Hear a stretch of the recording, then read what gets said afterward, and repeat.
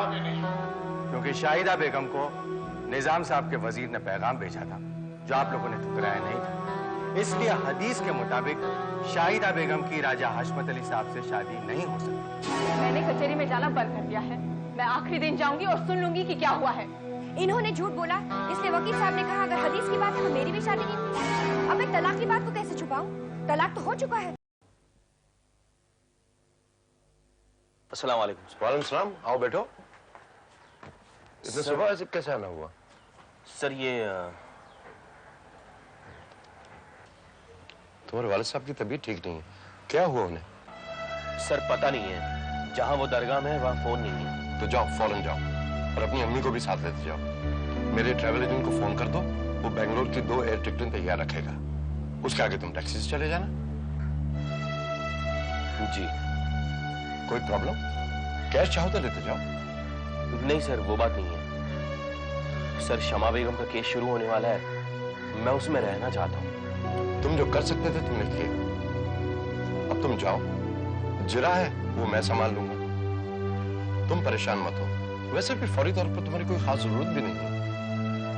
Sir मुझे जरूरत है, ये मेरा पहला केस है, मैं आखिर तक रहना चाहता हूँ। पता नहीं क्यों सर, इस केस में मैं अपने आप को बहुत इन्वॉल्व महसूस करता हूँ। इन्वॉल्वमेंट की कोई बात नहीं होगी। तुम जाओ और अपने वालिद साहब को अपने साथ लेते आओ। अगर वो इस लायक ना हो कि तुम्हारे साथ आ सकें तो वहीं किसी अस्पताल में दाखिल कर देना। और अगर तुम्हें ठहरना पड़े तो वहां से मुझे फोन करते रहना, तो मैं सारी डिटेल्स तुम्हें फोन पर बताता रहूंगा। जी मैं चलता हूँ। खुदा ना चाहा तो सब ठीक हो जाए। तुम घबराओ नहीं, तुम जल्द वापस आ जाओ। अल्लाह माफ। खुदा हाफिज।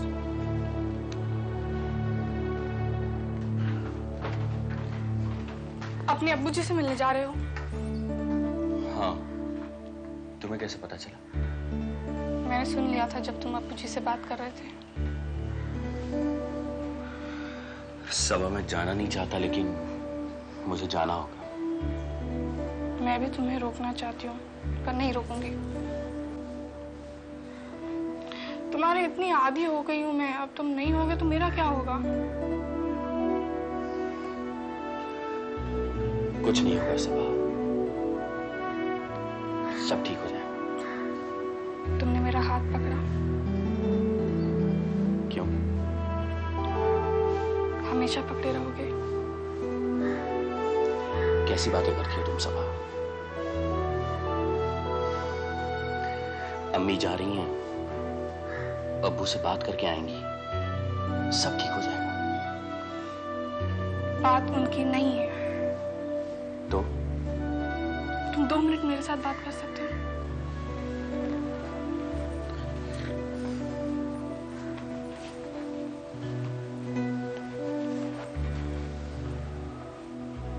बात क्या है सबा? तुम महसूस क्यों नहीं करते? पूछते क्यों हो?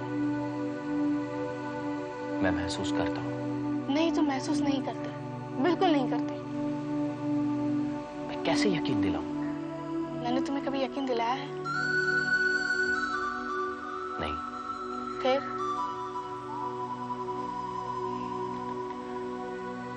सबा मैं समझता हूं कि तुम क्या कहना चाहती हो। तुम कहना चाहती हो कि तुम मुझसे बहुत मोहब्बत करती हो, और तुम ये समझती हो कि मैं तुमसे उतनी मोहब्बत नहीं करता।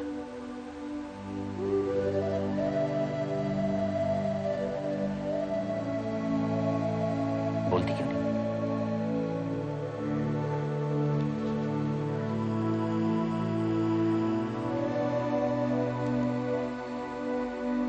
तुम्हारे हाथ में मेरी लाइन कौन सी है? मेरे हाथ में तुम्हारी लाइन? हाँ, मेरे हाथ की सारी लाइनें तुम्हारी हैं।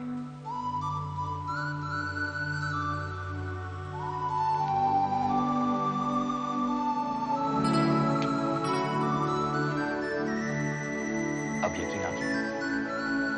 इधर उधर क्यों देखा? इधर उधर? जो लोग मोहब्बत करते हैं इधर उधर नहीं देखते, बस चूम लेते हैं।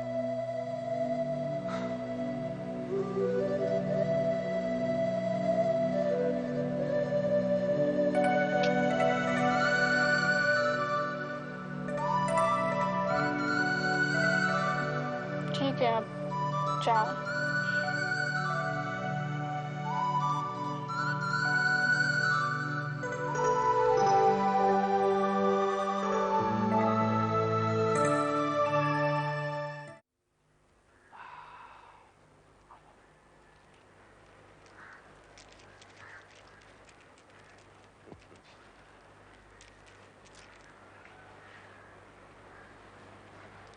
क्या हुआ?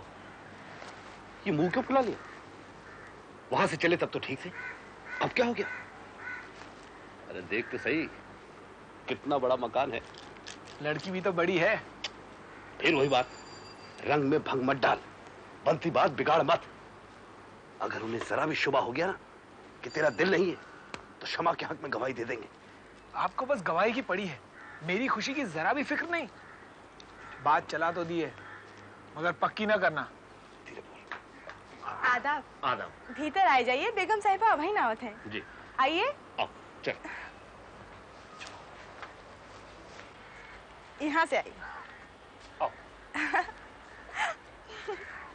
आ जाइए।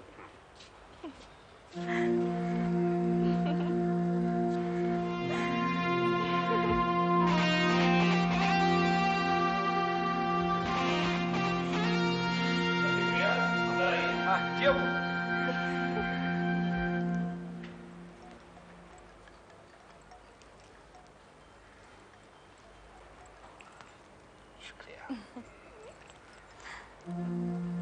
हम भी रस्म है, पहले शरबत पिलावत हैं। पीजिए ना। ले लो बेटा, रिवाज है।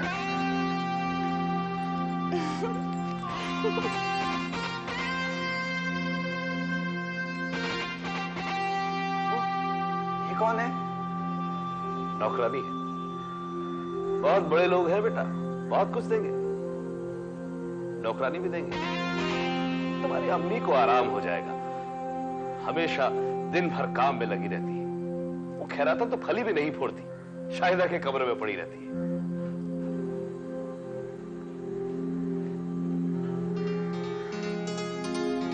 आदाब। आदाब। ये हमारे साहब साहब हैं। बेगम साहब को आदाब करो। आदाब अम्मी जान। आदाब।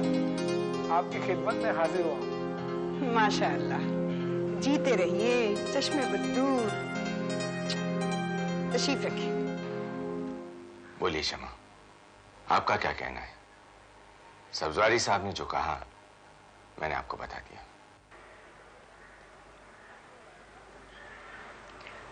आप क्या सोचते हैं? मैंने शिराज अली की जो जिरह की, उसे शाहिदा घबरा गई। वो अदालत में पेश होना नहीं चाहती। उसके ना आने से हम केस जीत जाएंगे? नहीं, वो आएगी तो भी वही कहेगी जो केस में कहा जा चुका है। और फिर बदले में सब्जदारी साहब शमा को जिरा के वास्ते नहीं बुलाएंगे? जी नहीं, कई बार वकील अपने क्लाइंटों को बचाने के लिए ऐसे समझौते कर लेते हैं। आप मुझे बुलाना नहीं चाहेंगे? शायद नहीं, और ये मेरे लिए कम और आपके लिए ज्यादा है। आप पढ़ रही हैं? जी। इम्तिहान कब? बहुत जल्द। फिर मैं बिल्कुल नहीं चाहूंगा कि आप अदालत में आए। मेरे गवाहों ने मैं जो कहा है वो मेरे लिए काफी है। मैं डरती नहीं हूँ। मैं जानता हूँ। आप कंसंट्रेट करें, इम्तिहान पास कर लें। मैं इसे ज्यादा इंपॉर्टेंट समझता हूँ कि इसकी कामयाबी के लिए रशीदुद्दीन साहब आपके हक में गवाही दें। ये कुर्सी है, इसका इंतजाम करवा दीजिए। तो फिर मैं लखनऊ को चले जाऊंगा वकील साहब। हाँ, जरूर जाइए और उनसे आपके हक में गवाही देने के लिए तैयार कर दीजिए। अगर ये होगा तो आपका केस सफल हो जाएगा इंशाअल्लाह। ये मौका अपने आप ही आ गया, वरना मैं खुद ही आपको कहने वाला था कि आपको अदालत का सामना ना करना पड़े, वो सब ना सुनना पड़े जिससे इंसान का दिल टूट जाता है। फैसला आप करेंगी, मैं मान लूंगा। मैंने मान लिया। ठीक है, फिर आप जाइए, इम्तिहान की तैयारी कीजिए। बहुत बहुत शुक्रिया। मुझे आपसे कोई गिला नहीं होगा। अब लखनऊ जाइए, वापस आकर मुझे खबर करिए।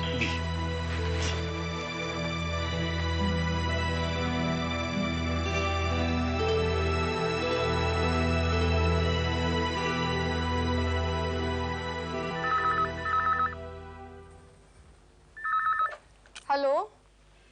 हेलो सबा, मैं खालिद बोल रहा हूँ।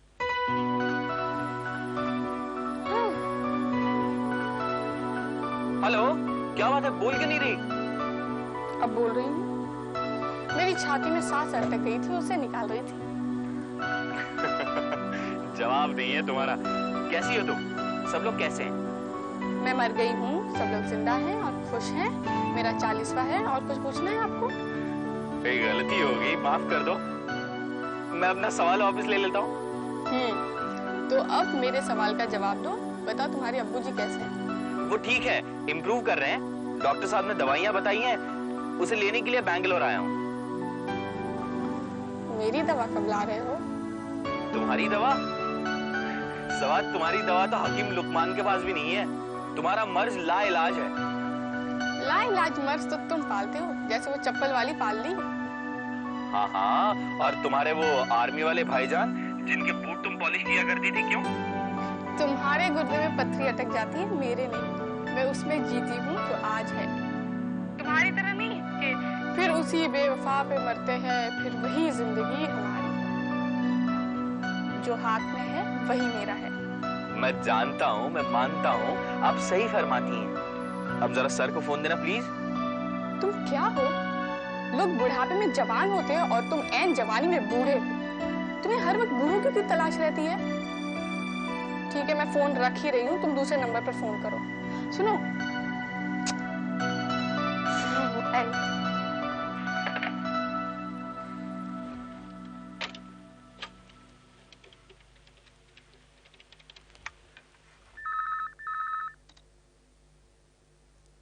अरे खालिद मियां, मेरी और मुकदमों की फिक्र क्यों करते हो? तुम्हारे अब्बू ठीक हो रहे हैं, उन्हें पूरी तरह से ठीक हो जाने दो, तब चले आना तुम। वैसे भी असल गवाही तो अभी बाकी है। शमा बेगम की? नहीं, गौर साहब की और मेरी बात हो चुकी है। शमा बेगम और शाहिदा बेगम गवाही नहीं देंगी, क्योंकि शाहिदा बेगम बुरी तरह से डरी हुई है और शिराज अली का भरोसा उस पर से बिल्कुल उड़ गया है। फिर सर, आप शमा बेगम को क्रॉस एग्जामिन नहीं करेंगे? उन्हें क्रॉस एग्जामिन करना जरूरी है। नहीं, उसकी अब जरूरत नहीं है। और गौर साहब इसीलिए तो माने हैं कि वो बेचारी इम्तिहान दे रही है, ये का एग्जाम है उसका। अरे एक मोर्चे पर तो जीत जाने दो उनको। जैसा आप बेहतर समझे सर। तो फिर आप किस असल गवाह की बात कर रहे थे? हाँ, वो रशीद दीप जो निकाह करवाया था इनका। सर, उनकी जिरह मुझे करने दीजिए, तब तक मैं आ जाऊंगा। अरे तुम आ जाओ, फिर देखेंगे। वैसे कैच है इसमें। कैच है? हाँ, कुछ डेवलपमेंट्स एक्सपेक्टेड हैं। अगर वो हो गए तो तुम क्रॉस कर लेना। वैसे फिलहाल तुम अपने अब्बू को मेरा सलाम कहो और मेरी तरफ से उनकी मिजाज पुरसी कर लेना, ठीक है? जी, खुदा हाफिज। ओके, खुदा हाफिज। शिराज साहब, आप आए और अपने फर्जंद मियां लतीफ को दिखा दिया। चश्मे बद्दूर बहुत अच्छे हैं, हमें बहुत पसंद है। जी हाँ, हम जरूर आएंगे जी, उन्हें भी साथ लाएंगे। भला क्यों नहीं आएंगे? वो हमारे साथ खुद आएंगे जी, आपको भी जी। अच्छा, खुदा हाफिज।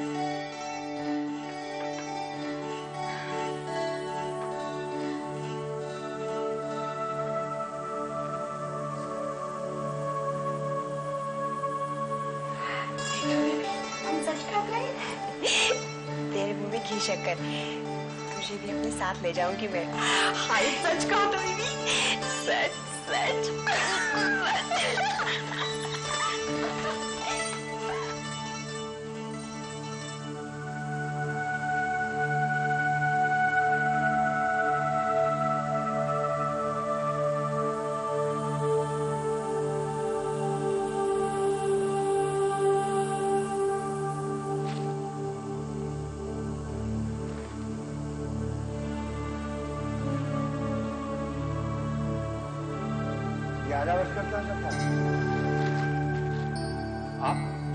आप क्यों आ गए? आना पड़ता ना सरकार, वो दरअसल मैं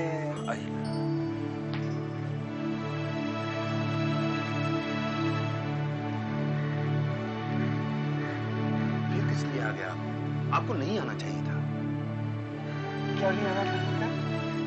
अरे भाई, हम पर बड़े दबाव पड़ रहे हैं। दबाव?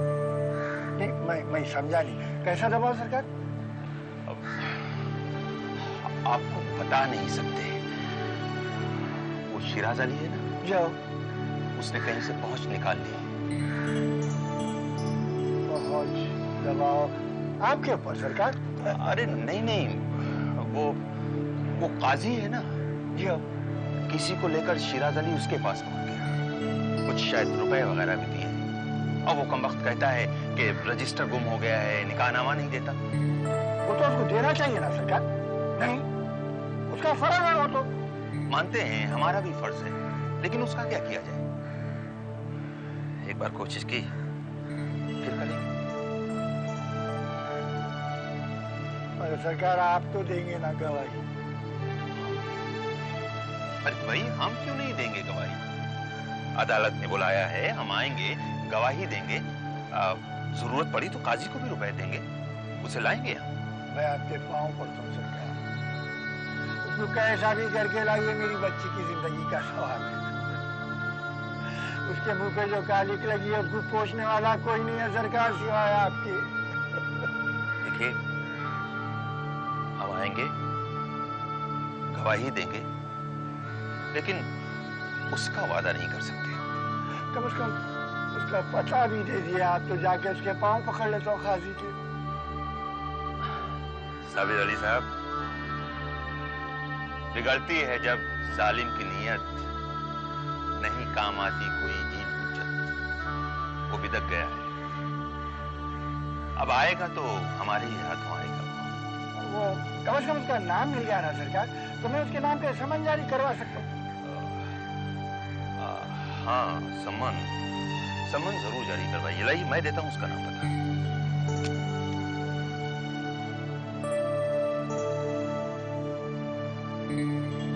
ये उसका नाम और पता। अब आप फौरन समन जारी करवाइए। मैं जाके ही समन जारी करवा देता सरकार। देखिए, आप इत्मीनान रखिए, हम आ रहे हैं और गवाही दे रहे हैं। सरकार, आपका ये एहसान में मरे दम तक नहीं भूलूंगा सरकार। उम्र भर के वास्ते मैं आपका गुलाम हो जाऊंगा सरकार। साबिर अली साहब, आदमी साथ दे न दे, लेकिन वो ऊपर खुदा, वो साथ देता है। अब आप जाइए, और ये बात सीग़े राज में रहे कि हम वहां आ रहे हैं। देखिए, इस दुनिया में बहुत कम सच्चे लोग रह गए हैं। दुआ कीजिए, जो हैं सच्चे बने रहे। मैं आपको छुड़वा दूं? जी, बहुत शुक्रिया। मैं खुदा हाफिज।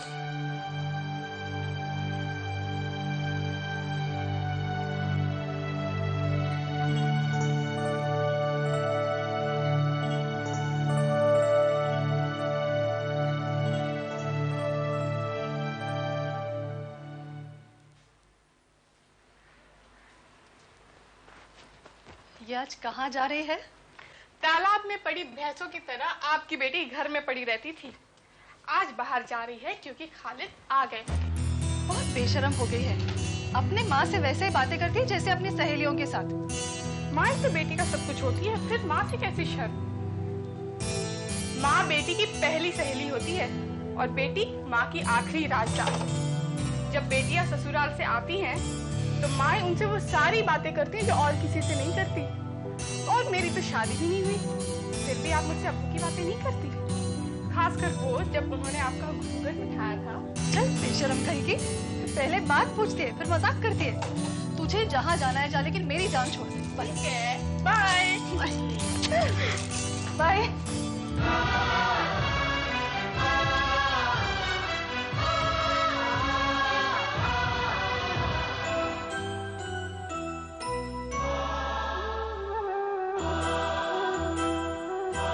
मैंने जब बंद ज़बां खोली, जो